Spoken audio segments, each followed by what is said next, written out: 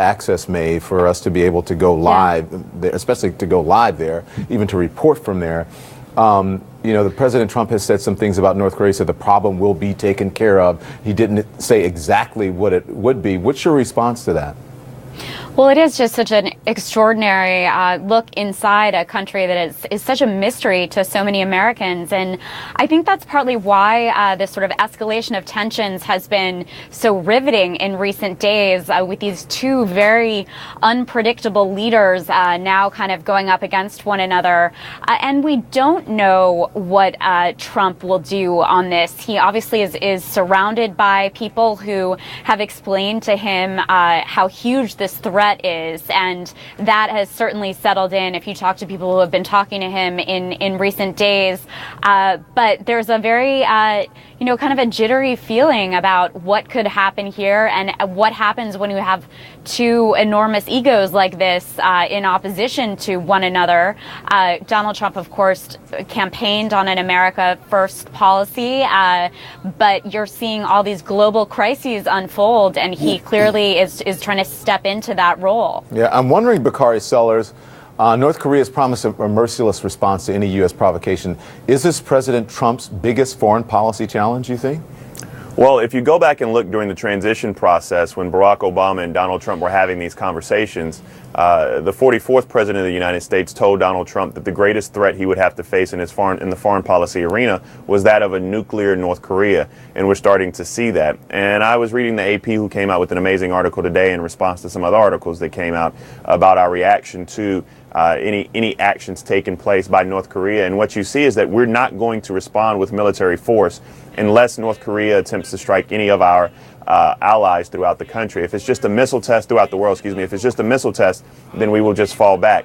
But what we're doing right now, what President Trump is doing, is playing a very dangerous game of chicken.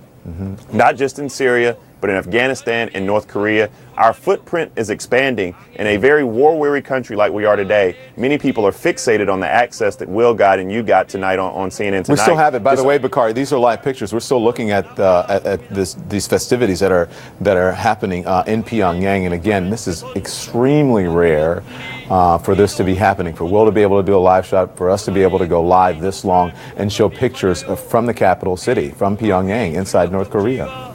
But if you just think briefly, and I know I'm going to wrap up, but if you think briefly, just a couple of days ago, we were looking at pictures of an airstrike in Syria.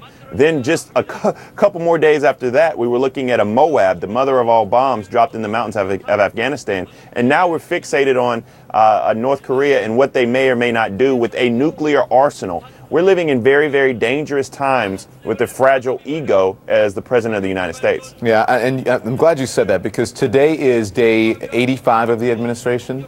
Within the past 10 days, some of the things that Bakari mentioned, the U.S. has launched an airstrike in Syria. President Trump's Supreme Court pick, Neil Gorsuch, was sworn in. Yesterday, the mother of all bombs launched in Afghanistan. And not to mention, the president flip-flopped on multiple positions that he touted during the campaign and during his presidency even so far. Jason, what is the picture that's emerging here from all of this? Well, the big picture takeaway I think that most Americans have right now is that the economy is improving and this president is willing to stand up and put America first on the global stage. Now, with regard to, with all due respect to Bakari, there's a little bit of rhetoric thrown out there with regard to the president, his approach to North Korea. But I think he's doing a very smart thing so far. We've already seen Secretary Tillerson in the theater. We've seen General Mattis. Vice President Pence will be traveling to Asia. I believe he leaves tomorrow.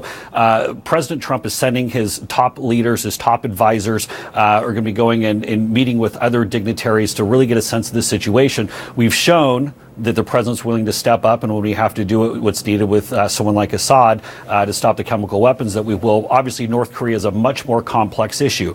We have to have additional partners. We need the Chinese involved here.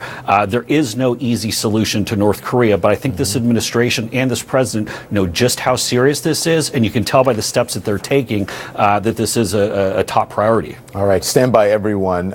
Need to get to the break, but I want to show those live pictures again from Pyongyang, where a military parade is happening in the heart of that capital city, underway right now, and it is expected that this regime will show off some of its latest arsenal, which you are seeing right there. The concern is that there may be a sixth nuclear test, And we are watching closely CNN with rare live access inside North Korea, Pyongyang, the capital city.